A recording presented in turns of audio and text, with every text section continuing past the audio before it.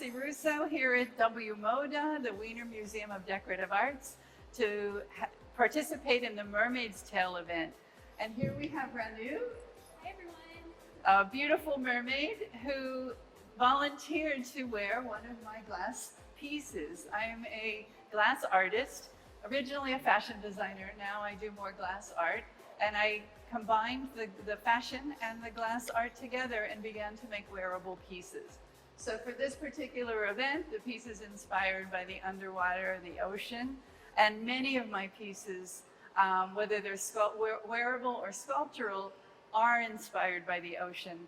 I live here in beautiful South Florida, and a lot of the times I get my inspiration by just going out to the beach in the morning, taking a few photos sometimes, and then I come back to my studio and begin to enjoy playing with those colors. And the thing I love about the ocean in the mornings especially is some days the colors are all the traditional ocean colors of aqua and sand colors and those beautiful colors, but some days on a cloudier day you get purples and grays and lovely colors. So a lot of times I take that inspiration from the color and then come back to my studio and begin to lay out and make some fused glass pieces. The fused glass is a process where sheets of glass are used and cut into pieces and then put into a kiln and fired. And once the firing has been completed, a second step can happen where it's then either slumped or draped over a mold, and it'll pick up that shape, of course. So this piece was on a mold, which fits beautifully. So yeah. So tell us about wearing the piece. You know, I've been saying this all day, but it's actually very surprisingly comfortable. This is my first experience personally with wearing fused glass. And of course, being a mermaid, I'm a huge fan of the color scheme, and it really complements my tail very well, I think. It does. And Renu swims with the beautiful tail on. I mean, it's amazing. I was so interested as she was showing me the inside of the tail because she's got some pieces in there that actually help you to swim, correct? That's right. So the base of the fluke, the tail fin, it's a monofin. So think of two traditional flippers fused together, and it's shaped like a fluke, like a dolphin's or a whale's tail fin. And then over and underneath that monofin are two sheets of vinyl that are cut to be shaped like the fluke. So that shape, and especially when I'm wearing it on dry land like I am today, it really helps to smooth out that the shape of the monofin underneath. So it gives the appearance of a real fluke, like again you would see on a dolphin or a whale, something of that nature. And does that help you swim then? Does it help you to propel? It does. The monofin especially. So the monofin is called a mahina merfin, and it's one of the strongest monofins on the market. It's made of recycled rubber, so it's very eco-friendly as well. And because of the toughness of the material, it's very solid. It gives you some great propulsion underwater. So it's wonderful for swimming. Fantastic. And the top, because it's made of glass, it can go in the water too. Nothing will happen to it. So she could actually swim in this whole outfit. So now I'm very interested in making some glass tails. I don't know. I haven't done that part yet, but you never know where your inspiration is going to come from.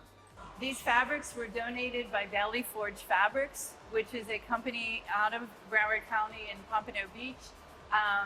They are a well-known company for textiles, especially related to the industry of hospitality. So mostly for hotels or restaurants, that sort of thing. But they are very interested in the sustainable movement.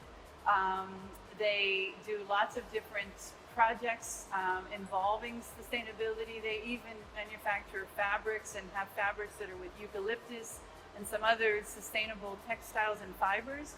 And they're very much promoting that. But they were generous enough to donate to us all these beautiful fabrics to be able to use at the museum for some of our staging.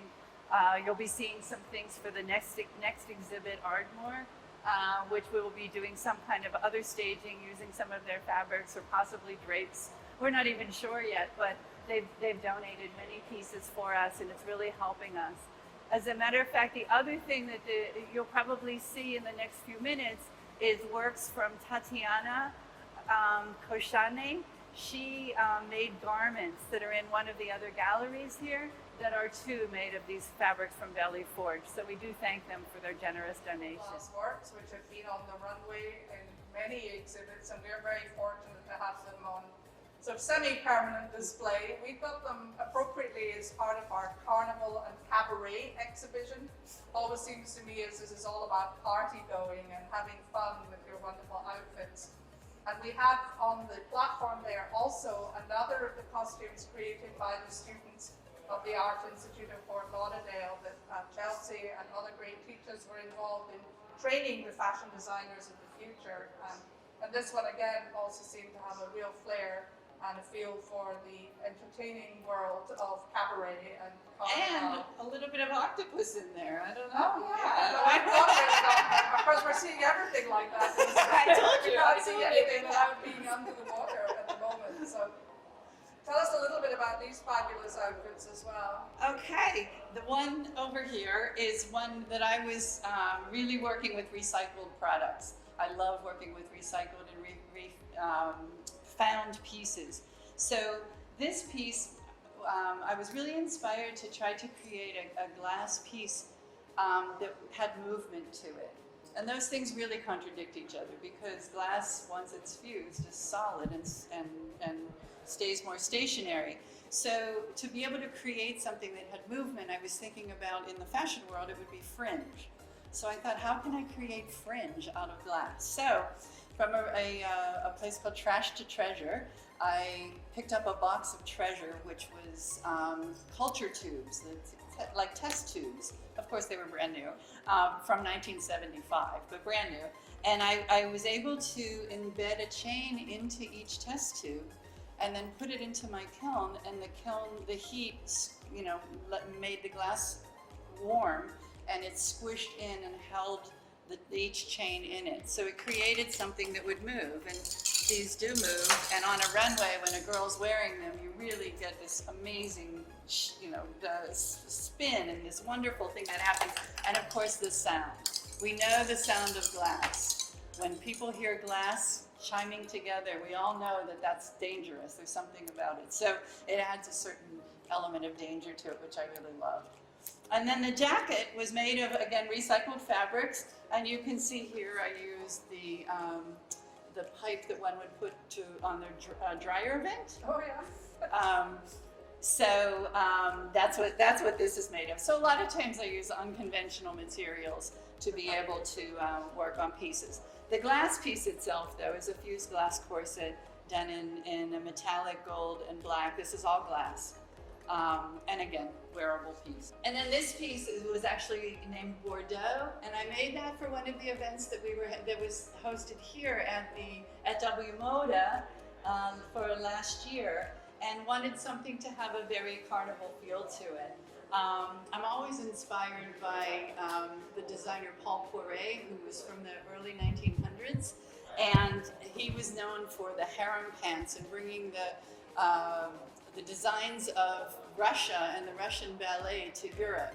And so I always seem to have in my go-to pieces that I make happen to be harem pants. So I love that with the harem pant. And again, fused glass. This one is made of opaque glass, so you can see you can't see through it, where this one is a combination of both opaque and transparent. So I get to play with all those textures and opacities, and it really gives me a lot of opportunity to get very unique pieces in fused glass. Thank you, Chelsea. You're welcome. Absolutely wonderful. Thank you for all your support that you give to WMODA, both in time, in the work that you do, and when things are different in the world, we also have wonderful classes here at the WMODA Museum, hosted by Chelsea, who teaches everybody how to make works of art in glass. So you can become an artist, and she makes it very easy for people, step by step, and just to see the joy on people's faces when they come out to create and then to pick up their finished piece, and it's real testament to your great teaching skills as well. So thank you for being part of WMODA Chelsea. Thank you, and I look forward to the next workshops when we can do that, or other events where sometimes you'll see some of the pieces that you see on mannequins worn by models and walking around through the event. So that's always fun. So thank you. Thank you.